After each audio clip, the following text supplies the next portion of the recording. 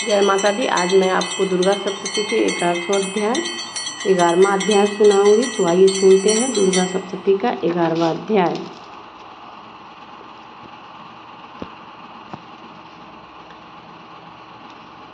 देवताओं द्वारा देवी की स्तुति तथा देवी द्वारा देवताओं को वरदान। तो आइए सुनते हैं 11वां अध्याय। मैं भुवनेश्वरी देवी का ध्यान करता हूँ। उनके श्री अंगों की आभा प्रभात काल के सूर्य के समान है और मस्तक पर चंद्रमा का मुकुट है। वे उभरे हुए स्तनों और 3 नेत्रों से युक्त हैं। उनके मुख पर मुस्कान की छटा छाई रहती है और हाथों में वरद अंकुश पाश एवं अभय मुद्रा शोभा पाते। ऋषि कहते हैं, देवी के द्वारा वहाँ महादैत्य पति शुंभ के मारे जाने पर इंद्र आदि देवता अग्नि को आगे करके उन कात्यायनी देवी की स्तुति करने लगे। उस समय अभीष्ट की प्राप्ति होने से उनके मुख कमल दमक उठे थे और उनके प्रकाश से दिशाएं भी जगमगा उठी थी।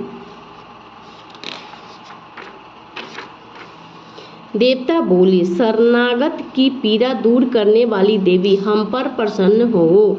संपूर्ण जगत की माता, प्रसन्न हो। विश्वेश्वरी, विश्व की रक्षा करो। देवी, तुम ही चराचर जगत की अधीश्वरी हो।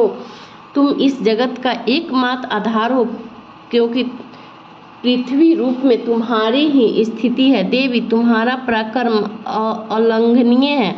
तुम ही जल रूप में स्थिर होकर संपूर्ण जगत को तृप्त करती हो। तुम अत्यंत बल संपन्न वैष्णवी शक्ति हो। इस विश्व की कारण भूता परा माया हो। देवी, तुमने इस समस्त जगत को मोहित कर रखा है। तुम ही प्रसन्न होने पर इस पृथ्वी पर मोक्ष की प्राप्ति कराती हो। देवी, संपूर्ण विद्या तुम्हारे ही भिन्न भिन्न स्वरूप है। जगत में जितना स्त्रियां हैं वे सब तुम्हारी ही मूर्तियां हैं। जगदम्ब, एकमात्र तुमने ही इस विश्व को व्याप्त कर रखा है। तुम्हारी स्तुति क्या हो सकती है। तुम तो स्तुवन करने योग्य पदार्थों से परे एवं परावानी हो। जब तुम स्वर्ण स्वरूपा देवी स्वर्ग तथा मोक्ष प्रदान करने वाली हो, तब इसी रूप में तुम्हारी स्तुति हो गई। तुम्हारी स्तुति के लिए इससे अच्छी उक्तियाँ और क्या हो सकती हैं। बुद्धि रूप से जब लोगों के हृदय में विराजमान रहने वाली तथा स्वर्ग एवं मोक्ष प्रदान करने वाली नारायणी देवी, तुम्हें नमस्कार है। कला, कष्ट आदि के रूप में क्रमशः परिणाम अवस्था परिवर्तन की ओर ले जाने वाली तथा विश्व का संहार करने में समर्थ नारायणी, तुम्हें नमस्कार है। नारायणी, तुम सब प्रकार का मंगल प्रदान करने वाली मंगलमयी हो। कल्याणदायिनी शिवा हो।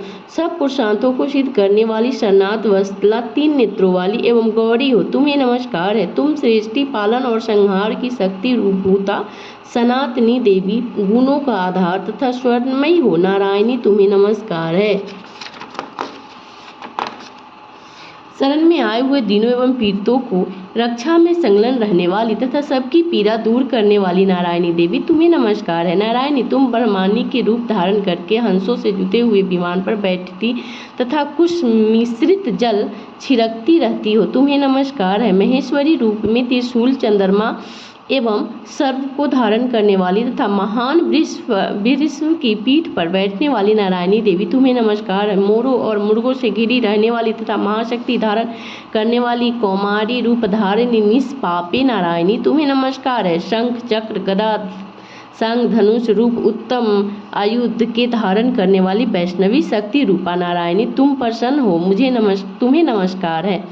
हाथ में भयानक महाचक्र लिए और दाढ़ों पर धरती को उठाए वाराही रूप धारिणी का कल्याणमयी नारायणी, तुम्हें नमस्कार है। भयंकर नृसिंह रूप से दैत्यों के वध के लिए उद्योग करने वाली तथा त्रिभुवन की रक्षा में संलग्न रहने वाली नारायणी, तुम्हें नमस्कार है। मस्तक पर कटिक और हाथ में महाब्रज धारण करने वाली, सहस्त्र नेत्रों के कारण उद्दीप्त दिखाई देने वाली, वृत्तासुर के प्राणों का अपहरण करने वाली इंद्र शक्ति रूपा नारायणी देवी, तुम्हें नमस्कार है। देवी,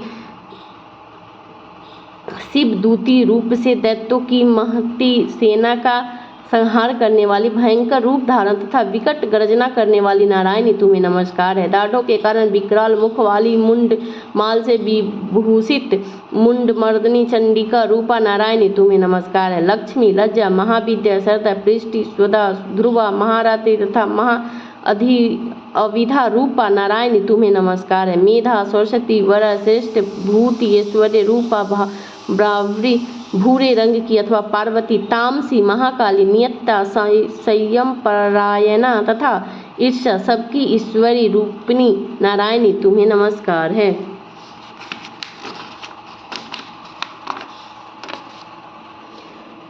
सर्वस्वरूपा, सर्वेश्वरी तथा सब प्रकार की शक्तियों से संपन्न दिव्य रूपा दुर्गे देवी, सब भयों से हमारी रक्षा करो तुम्हें नमस्कार है। कात्यायनी, यह 3 लोचनों से विशुभूत तुम्हारी सौम्य मुख सब प्रकार के भयों से हमारी रक्षा करे तुम्हें नमस्कार हो।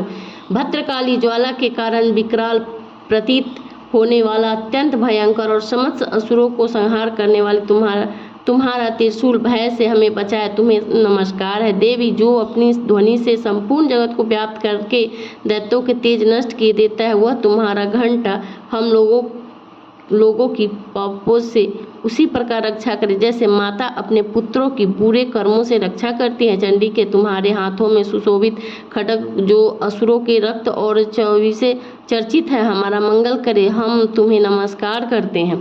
देवी, तुम प्रसन्न होने पर सब रोगों को नष्ट कर देती हो और कुपित होने पर मनोवांछित सभी कामना नाश कर देती हो। जो लोग तुम्हारी शरण में आ चुके हैं उन पर विपत्ति तो आती ही नहीं। तुम्हारे शरण में गए हुए मनुष्य दूसरों को शरण देने वाले हो जाते हैं। देवी अंबिके, तुमने अपने स्वरूप को अनेक भागों में विभक्त करके नाना प्रकार के रूपों से जो इस समय इंद्र धर्मद्रोही महादैत्यों को संहार किया है, वह सब दूसरी कौन कर सकती है थी। विद्याओं में, ज्ञानों को प्रकाशित करने वाली शस्त्रों में तथा आदि वाक्यों वेदों में तुम्हारे सिवा और किसका वर्णन है तथा तुमको छोड़कर दूसरी कौन ऐसी शक्ति है जो इस विश्व को ज्ञानमय घोर अंधकार से परिपूर्ण माता रूपी गड्ढे में निरंतर भटका रही हो।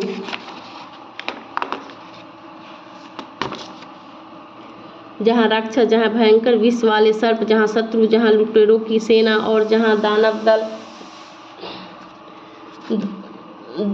दावानल हो, वहाँ तथा समुद्र के बीच में भी साथ रहकर तुम विश्व की रक्षा करती हो। विशेश्वरी, तुम विश्व की पालन करती हो, विश्व रूपा हो, इसलिए संपूर्ण विश्व को धारण करती हो। तुम भगवान विश्वनाथ की वंदनीय हो। जो लोग भक्ति पूर्वक तुम्हारे सामने मस्तक झुकाते हुए संपूर्ण विश्व को आश्रय देने वाले होते हैं। देवी, प्रसन्न हो जैसे इस समय असुरों का वध करके तुमने शीघ्र ही हमारी रक्षा की है, उसी प्रकार सदा हमें शत्रुओं भय से बचाओ। संपूर्ण जगत का पाप नष्ट कर दो और उत्पाद तथा पापों के फलस्वरूप प्राप्त होने वाले महामारी आदि बड़े बड़े उपद्रव को शीघ्र दूर करो।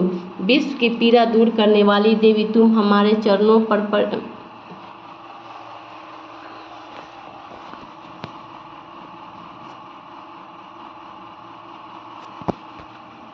विश्व की पीड़ा दूर करने वाली देवी, हम तुम्हारे चरणों पर पड़े हुए हैं, हम पर प्रसन्न हो। त्रिलोक निवासियों की पूजनीय परमेश्वरी, सब लोगों को वरदान दो। देवी बोली, देवताओं, मैं वर देने को तैयार हूँ। तुम्हारे मन में जिसकी इच्छा हो वह वर मांग लो। संसार के लिए उस उपकारक वर को मैं अवश्य दूंगी। देवता बोले, सर्वेश्वरी, तुम इसी प्रकार तीनों लोगों की समस्त बाधाओं को शांत करो और हमारे शत्रुओं का नाश करती रहो। देवी बोली, देवताओं, वैवस्वत मनवस्त के 28वें युग में शुंभ और निशुंभ नाम के 2 अन्य महादैत्य उत्पन्न होंगे।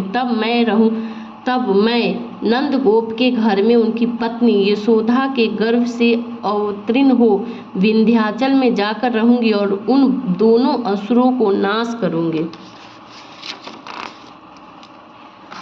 फिर अत्यंत भयंकर रूप में पृथ्वी पर अवतार ले मैं वैप्रचित नाम वाले दानव को वध करूंगी। उन भयंकर महादैत्यों को भक्षण करते समय मेरे दांत अनार के फूल की भांति लाल हो जाएंगे। तब स्वर्ग में देवता और मृत्युलोक में मनुष्य सदा मेरे स्तुति करते हुए मुझे रक्त दंतिका कहेंगे। फिर जब पृथ्वी पर 100 वर्ष के लिए वर्षा रुक जाएगी और पानी का अभाव हो जाएगा, उस समय मुनियों के स्तवन करने पर मैं पृथ्वी पर योनिजा रूप में प्रकट होंगी और 100 नेत्रों से मुनियों को देखूंगी। अतः मनुष्य शताक्षी इस नाम से मेरा कीर्तन करेंगे। देवताओं, इस समय मैं अपने शरीर से उत्पन्न हुए शाकों द्वारा समस्त संसार का भरण पोषण करूंगी। जब तक वर्षा नहीं होगी तब तक वे शाक ही सबके प्राणों की रक्षा करेंगे। ऐसा करने के कारण पृथ्वी पर शाकंभरी के नाम से मेरी ख्याति होगी। उसी अवतार में मैं दुर्गम नामक महादैत्य का वध भी करूंगी। इससे मेरा नाम दुर्गा देवी के रूप में प्रसिद्ध होगा। फिर मैं जब भीम रूप धारण करके मुनियों की रक्षा के लिए हिमालय पर रहने वाली रक्षासों का भक्षण करूंगी, उस समय सब मुनि भक्ति से नतमस्तक होकर मेरी स्तुति करेंगे। तब मेरा नाम भीमा देवी के रूप में विख्यात होगा। अब अरुण नामक दैत्य तीनों लोकों में भारी उपद्रव मचाएगा। तब मैं तीनों लोकों को हित करने के लिए 6 पैरों वाली असंख्य भ्रमरों का रूप धारण करके उस महादैत्य को वध करूंगी। उस समय सब लोग भ्रामरी के नाम से चारों ओर मेरी स्तुति करें। इस प्रकार जब जब संसार में दानवी बाधा उपस्थित होगी तब तब अवतार लेकर मैं शत्रुओं को संहार करूंगी। इस प्रकार श्री मार्कंडेय पुराण स्वर्णिक मनवंतरी के कथा के अंतर्गत देवी महात्म्य देवी स्तुति नामक 11वां अध्याय पूर्ण हुआ। जय माता दी, जय राधे राधे। आपको अगर ये पसंद आए तो लाइक और सब्सक्राइब कर दीजिएगा।